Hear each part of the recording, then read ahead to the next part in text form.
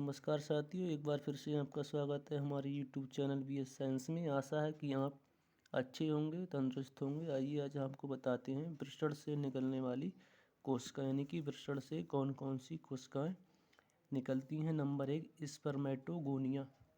यह sales sperm का निर्माण करती है, यानी कि स्पर्मेटोगोनिया में स्पर्म का निर्माण होता है। Number 2, very important question, Sertoli कोशिका या नर्स कोशिकाएं। कभी कभी आता है कि सर्टोली कोशिकाएं क्या होती हैं, तो इनको हम नर्स कोशिकाएं भी कहते हैं। नर्स कोशिका का मतलब जैसे कि एक नर्स किसी मरीज का अच्छे से ध्यान रखती है, ऐसी क्या होता है सर्टोली जो कोशिकाएं होती हैं वो स्पर्म को पोषण प्रदान करती हैं और उनका अच्छे से ध्यान रखती हैं। नंबर 2, इन्हिबिन मुक्त करती हैं। इन्हिबिन का मतलब होता है सर्टोली कोशिकाएं दिमाग को ये बताती हैं कि इस समय क्या है, स्पर्म का निर्माण हो रहा है, अभी स्पर्म बनने की प्रक्रिया पूरी होने दे, अभी दोबारा से स्पर्म बनने की प्रक्रिया को ना दोहराएं।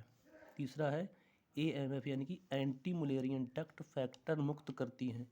यानी कि जो सर्टोली कोशिकाएं हैं, एंटी मुलेरियन का मतलब है मादा का बनना और वुल्फेरियन डक्ट का यानी कि पुरुष का निर्माण। अगर मादा भ्रूण का बनना है तो ये वुल्फेरियन डक्ट को रोक देती हैं, और अगर वुल्फेरियन डक्ट का निर्माण हो रहा है तो एंटी मुलेरियन डक्ट को रोक देती है। नंबर 4 है एंड्रोजन बाइंडिंग प्रोटीन का स्राव करती हैं। नंबर 5, टेस्टिस ब्लड बैरियर, यानी कि टेस्टिस क्या है, ब्लड को रोकने का कार्य करते हैं। यानी कि स्पर्म के भक्षण के समय अगर स्पर्म बनने की प्रक्रिया हो रही है तो ये क्या है, ब्लड बनने के निर्माण को रोक देता है ताकि क्या हो, स्पर्म का भक्षण ना हो सके। नंबर 3, इंपॉर्टेंट क्वेश्चन, लीडिंग कोशिकाएं एंड्रोजन हार्मोन्स का स्रावण करती हैं। यानी कि जो लीडिंग कोशिकाएं हैं वो एंड्रोजन हार्मोन्स का स्रावण करती हैं, जिसे हम मेल सेक्सुअल हार्मोन्स भी कहते हैं। एंड्रोजन हार्मोन्स यानी कि मेल सेक्सुअल हार्मोन, यानी कि सेक्सुअल क्रिया में भाग लेते हैं, उसको हम कहते हैं एंड्रोजन हार्मोन्स, या ऐसे कहें तो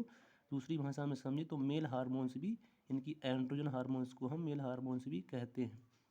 अगला नंबर आता है साया ग्रंथि, यानी कि टेस्टिस से कौन कौन सी साया ग्रंथियाँ निकलती हैं। नंबर 1, शुक्राशय ग्रंथि, एक जोड़ी होती है, फ्रक्टोज श्रावण का निर्माण फ्रक्टोज श्रावण करती है जो शुक्राणु को ऊर्जा प्रदान करता है। यानी जो शुक्राशय ग्रंथि होती है एक जोड़ी होती है और फ्रुक्टोज का स्राव करती है, यानी कि जो फ्रक्टोज है शुक्राणु को ऊर्जा प्रदान करता है। नंबर 2, फाइब्रोनोजन, जो स्पर्म बाहर निकलने पर रुधिर का थक्का जमाता है। यानी कि शुक्राशय ग्रंथि से फाइब्रोजन हार्मोन्स निकलता है, इसका काम क्या होता है, यानी कि स्पर्म बाहर निकलने पर ये रुधिर का थक्का जमा देता है। तीसरा काम है शुक्राशय ग्रंथि का गर्भाशय का संकुचन करना और 60 से 70% सीमन यानी कि शुक्राशय बनाता है। यानी कि 60 से 70% वीर्य का निर्माण शुक्राशय में होता है। नंबर बी है पुरस्थ ग्रंथि, इसको हम प्रोस्टेट ग्लैंड भी कहते हैं। सिंगल यानी कि एक होती है, कैल्शियम मुक्त करती है, यानी कि पुरस्थ ग्रंथि से कैल्शियम का स्राव होता है और कैल्शियम का कार्य क्या है, स्पर्म की गतिशीलता को बढ़ाता है। यानी कि कैल्शियम के कारण ही स्पर्म क्या है, अच्छी तरह से मूवमेंट करता है और गति करता है। नंबर तीसरा है सिट्रिक एसिड, यानी कि सिट्रिक एसिड का स्राव होता है। नंबर 4, 30% वीर्य का निर्माण, पुरस्थ ग्रंथि में 30% वीर्य का निर्माण होता है। नंबर सी ग्रंथि का नाम है काउपर्स या बल्बोयूरेथ्रल ग्लैंड, इसका कार्य क्या है, यह मैथुन के दौरान स्नेहक मुक्त करता है। इसका कार्य क्या है, मैथुन के दौरान क्या है, काउपर्स ग्लैंड स्नेहक मुक्त करता है।